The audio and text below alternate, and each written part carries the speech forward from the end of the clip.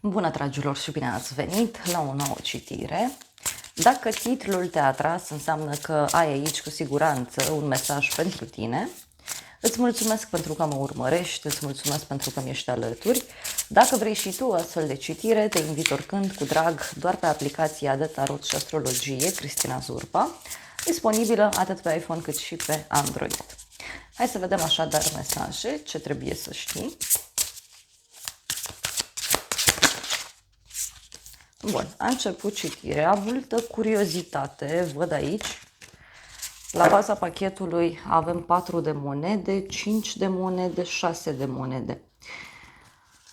Văd aici pe cineva care are nevoie de ajutor. Da? Este vorba despre o persoană care fie are probleme financiare, fie este vorba despre o persoană care are probleme de sănătate, dar văd aici o oarecare încăpățânare a cuiva. Putem să discutăm și despre o perioadă în care unii e posibil să intrați în contact cu cineva care ține foarte mult pe partea financiară sau este vorba despre o persoană mai economă din fire. Poate să fie aici, uite, și o perioadă în care tu alegi siguranța, tu alegi ceva, uite, care pentru unii poate avea legătură cu casa sau poate avea legătură cu ceva extrem de stabil. Mai văd aici, bineînțeles, și o conexiune cu o persoană care e puțin mai încăpățânată. Pajul de spade pentru tine.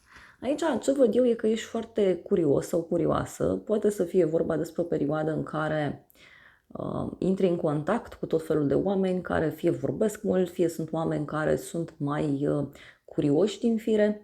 Pajul de spade totuși poate să reprezinte și un personaj din viața ta care vrea să știe de toate. Da? Poate chiar tu ești într-un moment în care simți nevoia să cunoști mai multe despre ceva anume.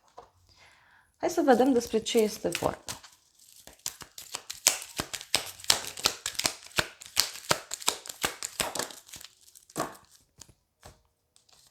Avem așa, un noroc neașteptat și noutăți plăcute. Poate niște vești bune pe care le-ai primit sau vești care urmează să apară în viața ta. Sunt vești care țin de un noroc, sunt vești care țin de o ședință, o adunare de oameni. E ca și cum ai un noroc aici foarte mare în legătură cu o situație. Ia să vedem pentru tine. Ia uite, avem o zi plăcută, da? O zi plăcută, o zi bună și aici vedem și o veste de final, da? E o veste de final care are legătură cu cineva care se gândește foarte mult la tine. Apoi, pentru casa ta, avem 7 de cupe, poate să fie și un moment în care te bucuri mult de tot ceea ce ai în jurul tău. Poate să fie pentru unii 7 de cupe și faptul că aveți mai multe opțiuni și nu știți ce să alegeți, nu știți ce e real și ce nu. Și bineînțeles, tot acest 7 de cupe poate să vorbească și despre faptul că te afli într-o perioadă în care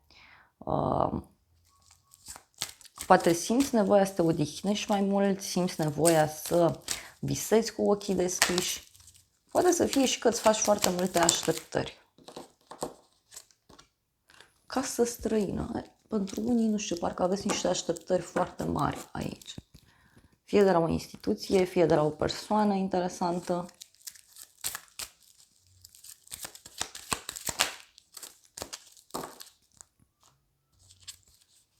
Scrisoare, surpriză și veste onorabilă.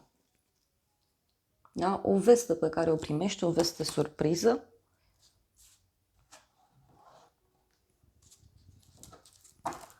O veste surpriză. De asemenea, poate să fie vorba și despre faptul că cineva din familia ta, cineva din casa ta nu vede lucrurile clar. Pentru unii pur și simplu discutăm despre o bucurie foarte mare pe care o aveți. În curând, 9 de bâte. Da? În curând văd aici o oarecare oboseală, teamă, e ca și cum aștepți ceva, aștepți pe cineva. 9 de bâte, bineînțeles, poate să reprezinte și un personaj care e la capătul puterilor, cineva care se află într-o perioadă de așteptare.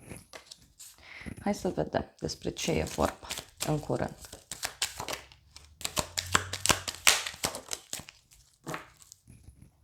Ce văd aici în curând o persoană vicleană, o persoană mai inteligentă din fire, cu două fețe, sau o persoană care are o inteligență aparte, dar în același timp e ca și cum acest om își încearcă norocul și este teamă, da? Asta așa să vadă cum ai reacționa sau sau care va fi punctul tău de vedere în toată situația asta.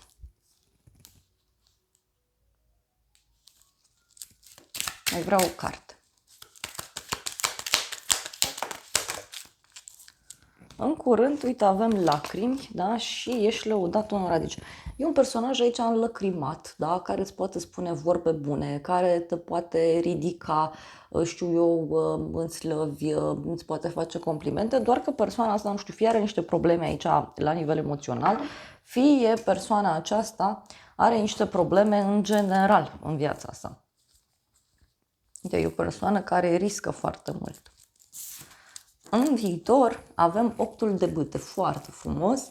În viitor văd aici o veste pe care o primești, fie prin intermediul internetului, fie aici poate să fie un drum rapid pe care îl faci, niște vești bune care apar de acolo de unde te aștepți mai puțin. Tot în viitor văd aici pentru tine și un moment pasional, dar și o persoană foarte grăbită. Poate să fie o persoană care vorbește repede, o persoană care se mișcă mai repede. Ia să vedem despre ce e vorba. Poate să fie și o călătorie îndepărtată. În viitor. Ia să vedem. Boală avem aici. Boală și gelozie, aulă. În viitor, ce văd aici, e ceva legat de o persoană bolnavă de gelozie. E un personaj care nu gândește lucrurile foarte limpede. E vorba de o persoană care își face tot felul de gânduri ciudate.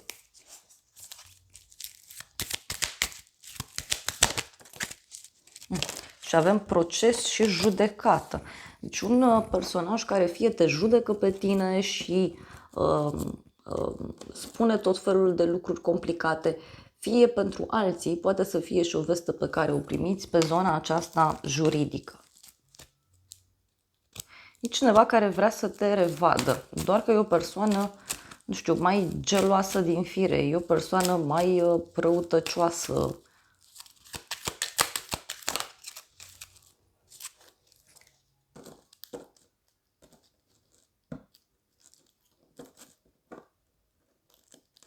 Uite, e o veste despre un final. Da? Poate niște mesaje pe care le primești surprinzătoare. Ce nu știi tu? 3 de monede. Tu nu știi aici că se lucrează, da? Într-un grup de oameni. Poate să fie și că tu nu știi ceva legat de locul de muncă, poate are legătură cu un examen sau poate are legătură chiar cu o activitate pe care cineva o are în jurul tău și despre care încă nu știi. Hai să vedem. Ce nu știi tu? Ei, ce nu știi tu? Avem vei reuși ce gândești, piedici și bărbat matur. Ei, ce nu știi tu aici? E vorba de cineva care are de luat o hotărâre importantă. Poate cineva care are niște piedici, fie la locul de muncă, fie cineva are niște piedici în general în viața sa.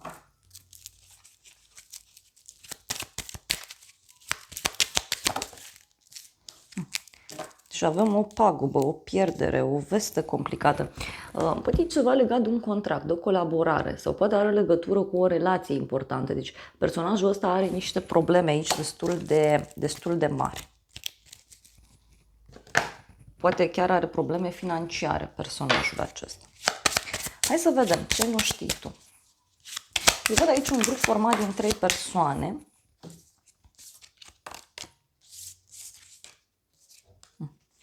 Norocul, judecata și cadoul. Deci cineva care se gândește aici să-ți facă un cadou, să-ți facă o surpriză.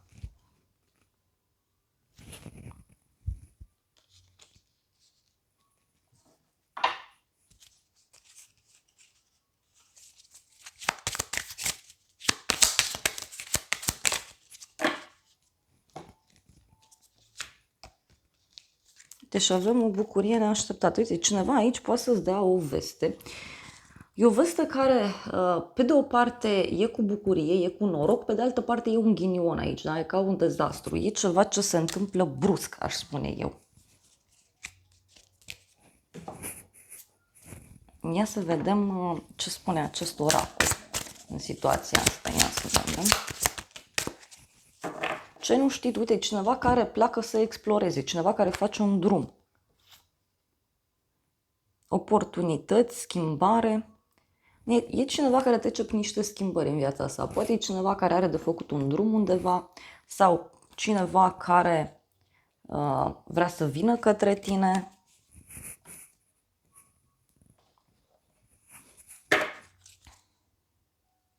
Deșert, bariere, deci cineva care întâmpină aici niște probleme. Cineva întâmpină niște blocaje, să știți. Pe neașteptate, asul de monede. Pe neașteptate, o șansă pe care o primești. Poate să fie și ceva nou ce îți cumperi, un loc nou în care mergi, dar văd eu aici și o oportunitate financiară. Pe neașteptate, un nou început prosper, stabil. Hai să vedem, pe neașteptate.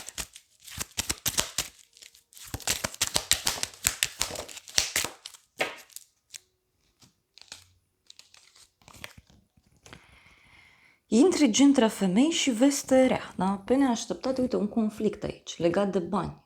Poate să fie vorba și despre un conflict aici care, uite, poate să țină de sfera materială.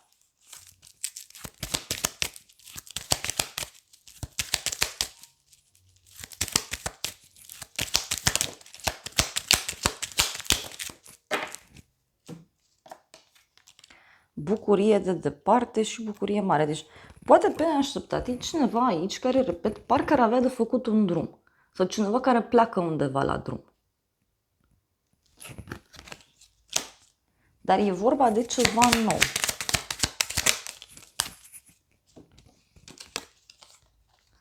Constanță, hoțul și mesajele. Pe neașteptate. Cineva, nu știu, care nu mai răspunde la mesaje.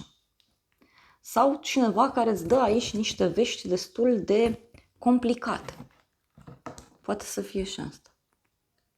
Cineva care dă niște vești destul de ciudate.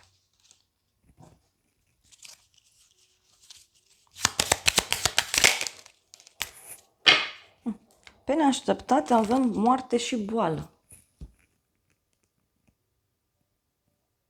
Deci e vorba despre un sfârșit a unei situații complicate. Cineva are probleme la drum. Ce o să te mire? 2 de monede. Fie faptul aici că vei fi nevoit să te împarți între 2 direcții, cum ar fi loc de muncă și casă, 2 orașe, 2 proiecte. Aici văd că e ca și cum primești bani dintr-o parte, îi dai în cealaltă parte. Tot 2 de monede, bineînțeles, poate să reprezinte și un personaj care își caută aici un echilibru. Dar poate să fie și cineva care joacă la 2 capete. Uite, aici cineva care își dorește să te revadă, da? Pentru a discuta ceva important. Este o persoană care își dorește să reia, poate, legătura cu tine.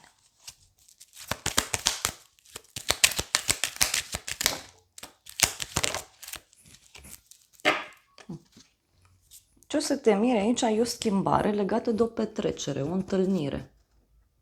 Un grup mai mare de oameni.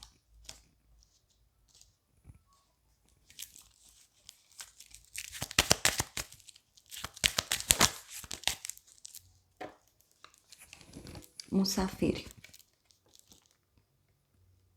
Deci niște oameni care îți vin în vizită.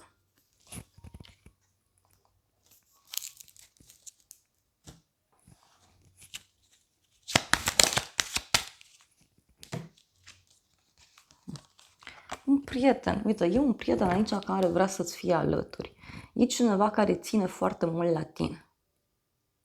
E un personaj care parcă nu vrea să renunțe, pe de altă parte, la ceva ce deja nu mai funcționează. Doar că omul ăsta e ca și cum nu înțelege, e ca și cum insistă enorm de mult.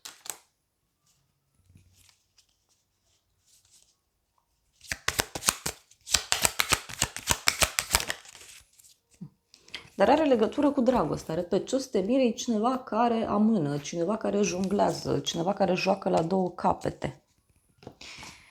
Hai să vedem ce zice și oracolul meu.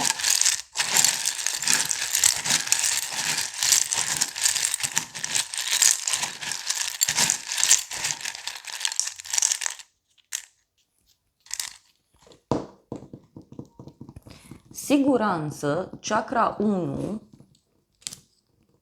avem Saturn, lecție, bun, deci e vorba de o lecție foarte importantă. Avem o surpriză, inițiala Q, luna februarie, cifra 2, zodia pești, zodia vărsător, o bucurie de departe, avem aici. Din nou, zodia vărsător, tehnologie, autenticitate. Deci pentru unii e vorba de o surpriză pe care o aveți. În legătură cu o instituție, cu o structură, în legătură cu ceva ce se petrece la drum lung.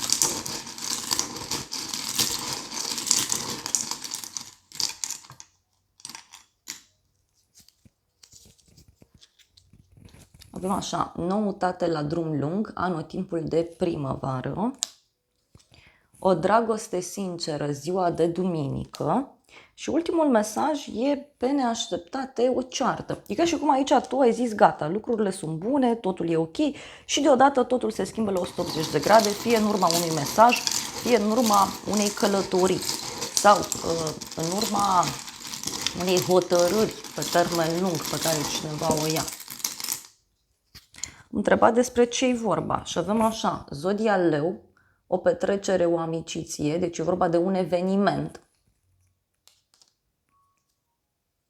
Și avem o zi plăcută, numărul 22, deci e vorba de un eveniment cu foarte mari emoții.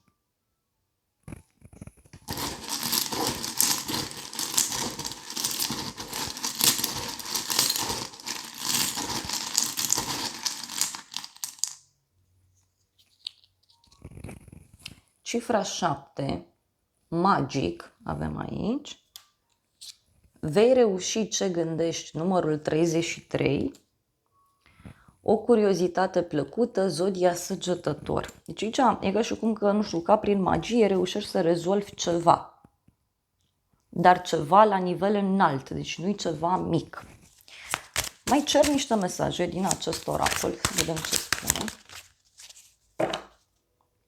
Ei, avem o cheie, deci noroc, deschidere și închidere, siguranță, fereastră, un nou început, start și oportunități. Deci este clar vorba aici despre un nou început, da? Despre un noroc pe care îl ai, despre o ușă nouă care ți se deschide și da, în egală măsură se poate închide altceva, se poate închide o altă perioadă. Și avem crucea, e vorba de credință. Da? Poate să fie vorba, uite, de o persoană foarte familistă, este o persoană puternică, este o persoană liniștită.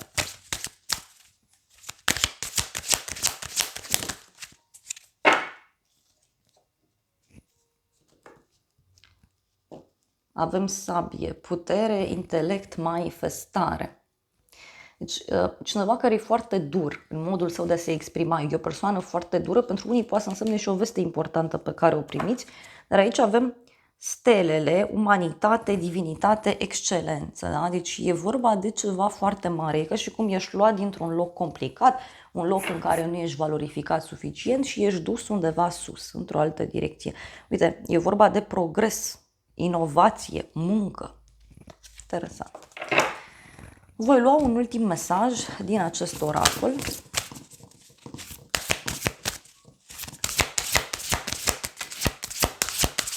Oracolul vorbește foarte clar despre faptul că e nevoie să lucrezi cu fricile tale. Avem o lună nouă în Scorpion, iar apoi avem sfârșitul unui ciclu, este aproape, o lună plină în Capricorn. Deci poate să fie vorba și despre un apogeu profesional, despre o decizie care ține de o persoană importantă din viața ta. Este vorba despre cineva pe care tu îl respecti foarte mult. Poate să fie un șef, un părinte, partenerul, dar pentru unii poate să fie și faptul că vi se cere să vă înfruntați anumite frici. Nimic nu-i făcut din piatră.